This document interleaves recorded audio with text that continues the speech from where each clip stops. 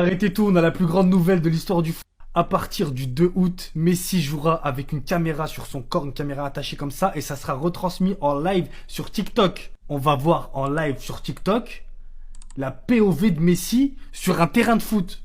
Il va enfin nous montrer ses secrets. Bon, on pourra pas comprendre ce qu'on est pas dans sa tête, mais juste, t'es dans le corps de Messi sur TikTok. En fait, t'ouvres TikTok, au lieu de voir ma grosse tête là, tu vas voir, tu vas voir Messi jouer au foot en live sur un terrain. Vous comprenez pas quoi? C'est clair là ce que je dis là, je parle français, vous comprenez ce que je dis. Messi sur TikTok en live à partir du 2 août. Ils ont pas dit le 2 août, Messi sera sur TikTok en live sur un terrain de foot. Ils ont dit à partir du 2 août. Ça veut dire qu'à partir du 2 août, tous les matchs de Messi. Ah, TikTok est la plus grande application de l'histoire. TikTok est la plus grande application de l'histoire. La MLS, en fait, l'Arabie Saoudite, ils peuvent recruter n'importe quel joueur. Ils ont pris Joao Félix, ils ont pris CR7, ils ont pris tout ce qu'ils veulent. La MLS, ils all tout sur Messi. Ils comprennent, ils savent très bien. Ça sert à rien de recruter 20 000 joueurs, personne va regarder ton championnat. Mise tout sur le GOAT. Ils savent que c'est sa fin de carrière. Ça, c'est le capitalisme états-unien. Le capitalisme américain. Ils savent que Messi, c'est le divertissement. Ils savent que Messi, c'est l'attraction, c'est ces dernières années. Ils grattent le moindre centime qu'ils peuvent gratter.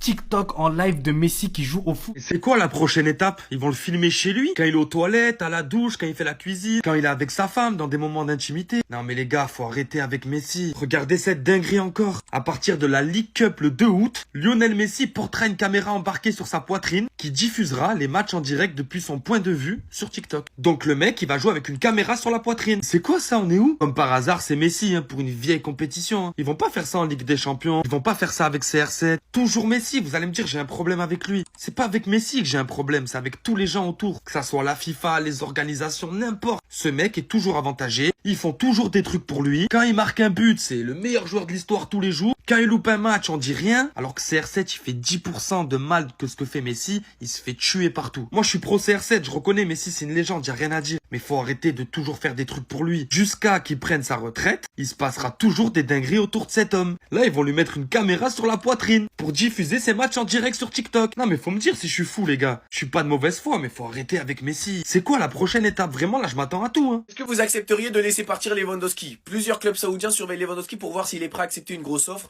Barcelone est satisfait de lui, mais si une offre arrive et qu'il accepte de partir, le club lui permettra de partir. Barcelone demande une grosse somme d'argent.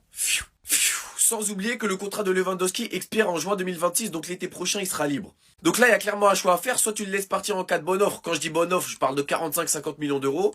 Tu libères beaucoup de masse salariale puisque Lewandowski c'est un gros salaire. Le problème c'est que le marché des neufs il est miné, donc t'es pas sûr d'avoir un remplaçant. Donc en gros tu fais la saison avec Ferran Torres en neuf, Rashford peut-être repositionné en neuf, Dani Olmo qui l'avait utilisé en faux neuf l'année dernière. Ou bien tu le gardes, tu fais ta saison avec l'ancien, mais l'année prochaine tu le laisses sûrement partir libre. En vrai moi je suis vraiment mitigé parce qu'on n'est pas sûr d'avoir un remplaçant.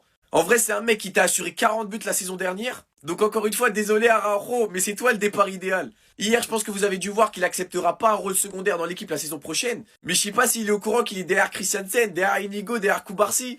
Et en plus, je me dis qu'on va sûrement pouvoir utiliser le salaire de Ter Stegen pour inscrire nos nouveaux joueurs, puisque la déclaration médicale de Ter Stegen qu'il a publiée ne sera pas prise en considération par la Ligue lorsqu'il avait dit qu'il sera absent 3 mois. Donc normalement, on devrait pouvoir utiliser 80% de son salaire. Donc dites-moi vous en pensez en commentaire, les gars, c'est pas vous amener vous aider. Bon, nous, on avance. L'Arabie Saoudite est intéressée par Ter Stegen. Ce qu'il faut savoir, c'est qu'il lui reste 1 an de contrat, mais moi personnellement, je pense qu'il bougera pas. Attendez, bougez pas, je vous explique. Plusieurs clubs saoudiens surveillent Lewandowski afin d'évaluer son ouverture à un transfert coûteux. Le Barça est satisfait de ses performances, mais si une offre importante arrive et qu'il est prêt à partir, le club ne s'y opposera pas. En vrai les gars, c'est logique, il lui reste 1 an de contrat, c'est l'un des plus gros salaires du club. Mais connaissant Robert et le compétiteur qu'il est, je pense qu'il tient vraiment à cette dernière saison, parce qu'il sent très bien qu'avec ce Barça, il peut continuer à gagner des trophées, et tout simplement soigner son palmarès encore plus. On sait tous très bien à quel point il est important dans le vestiaire, notamment pour Gavi. Vous connaissez le Barça, le FC Amigos, moi je pense vraiment que quand Lewandowski va se barrer, Gavi il va chialer. Parce qu'ils ont vraiment une relation père-fils. On va pas cracher sur ça les gars, mais il a formé le meilleur trio d'Europe, composé de Lamine Yamal, Rafinha et Lewandowski. C'est simplement l'attaque qui avait mis le plus de buts. En tout cas les gars, peu importe qu'il reste ou qu'il part, dans tous les cas, je pense que cette saison, comme c'est sa dernière saison et au vu de son âge, il aura un rôle beaucoup moins important. Après, on sait jamais avec Robert, on sait tous comment c'est un compétiteur et qu'il va vouloir se battre pour sa place. Le choix final sera pris par Flick. Dans tous les cas, cette saison, il pourra être intéressant et important, car c'est notre joueur d'expérience, il pourra former Rashford. Reste à voir où Rashford s'imposera. En tout cas, il a dit qu'il préférait jouer à gauche. Mais on sait qu'à gauche, le titulaire, c'est Rafinha. Enfin bref, j'ai hâte de voir comment Flick va gérer tout ça. Sinon, vous les gars, vous en pensez quoi? Ramenez-nous sur Snap, on s'ennuie. Le football, nous offrira des attaques de feu pour la saison prochaine. Et Score 90 nous a fait un petit pêle-mêle de ça. On regarde avec l'attaque qui se profile à Liverpool avec notamment l'arrivée très probable d'Alexander Isak qui ferait une attaque de feu du côté des Reds. Isak, Florian Wirtz, Mohamed Salah, Federico Chiesa, Hugo Ekitike, Cody Gakpo. L'attaque du Real Madrid, évidemment, qui reste énorme avec Vinicius Mbappé, Rodrigo sur le papier. Faudra bien évidemment trouver de l'entente sur le terrain, ce qui n'a pas trop été le cas la saison dernière. L'arrivée du petit jeune Mastuntuono et également, c'est comme une arrivée, bien sûr, cette révélation, celle de Gonzalo Garcia et toujours un très fort Brahim Diaz. Ils ont d'ailleurs oublié Arda Güler. L'attaque qui se profile à Barcelone avec Rafinha, Lewandowski, Yamal et Ferran Torres et les arrivées de Ronny Bardi et de Marcus Rashford pour encore ramener un peu plus de talent, de flamme à cette attaque. Sans oublier Dani Olmo qui joue aussi souvent numéro 10, donc qui peut être considéré comme faisant partie de l'attaque. L'attaque des Gunners et leur mercato de feu avec Bukayo Saka, Victor Gyökeres, enfin un très gros numéro 9 pour cette équipe, Martinelli, Kai Havertz, Noni Madueke, lui aussi nouvelle recrue cette saison, et Trossard. L'attaque de Manchester City, évidemment avec l'arrivée notamment de Ryan Cherki, Haaland, Marmouche, Doku, Foden, Savigno. Wow. Le Paris Saint-Germain, bien sûr, sans recrue, mais avec des joueurs qui ont marqué la saison dernière de football. Kvaratskhelia, Dembélé, Désiré Doué, Barcola, Gonzalo Ramos ou encore Lee Kang-in. Et on termine avec l'attaque du Bayern, évidemment renforcée par l'arrivée incroyable de Luis Diaz, avec Kane, avec Olise, avec Gnabry, avec Coman et avec le petit Kousia Sarré, même s'ils ont oublié Moussiala. Je pense pas qu'ils l'ont vraiment oublié, c'est juste qu'il est blessé et qu'on sait qu'il va rater toute la première partie de saison. Et le pire, c'est qu'ils en ont oublié certaines. L'attaque de Chelsea fera mal à coup sûr, d'autres attaques en Serie A, l'attaque de l'Atlético Madrid également. C'est pour ça que je vous dis que les attaques européennes la saison prochaine vont faire très mal. Les amis, beaucoup de joueurs vont porter des numéros de maillot différents et mythiques cette saison. On va regarder ça de plus près et on va voir surtout quelles sont les icônes avant ces mêmes joueurs qui ont porté ces numéros de maillot-là. On commence bien sûr avec le mythique numéro 10 que portera Lamine Yamal, qui a été porté par Riquelme, par Maradona, Rivaldo et plus récemment Ronaldinho, puis Léo Messi. Du côté du Bayern Munich, le numéro 10 de Jamal Musiala, qui a été porté par du Lothar Matthäus, par du Coutinho, du Robben ou encore du Roy Mackay. Kylian Mbappé qui portera le numéro 10 la saison prochaine, numéro porté notamment par Seedorf, Sneijder, Ozil, Luis Figo ou encore Luka Modric. Le numéro 10 de Cole Palmer, porté par Mudryk, par Willian, par Joe Cole, par Eden Hazard et par Juan Mata. Le numéro 10 de Mateusz Cunha, porté par Van Nistelrooy, Wayne Rooney, Marcus Rashford ou encore Zlatan Ibrahimovic. Le numéro 9 de Liam Delap, porté par Aubameyang, Higuain, Morata, Torres ou encore Lukaku. Le numéro 14 de Marcus Rashford, porté par Memphis Depay, Joao Félix, Coutinho, Mascherano ou encore le mythique Thierry Henry. Leroy Sané qui portera le numéro 10 à Galatasaray, porté par Arda Turan, par Wesley Sneijder, par Dries Mertens ou encore par Felipe Melo. Et le numéro 14 de Gyökeres, porté par Walcott, Nketiah, Aubameyang ou le légendaire Thierry Henry. Lionel Messi deviendra bientôt TikToker.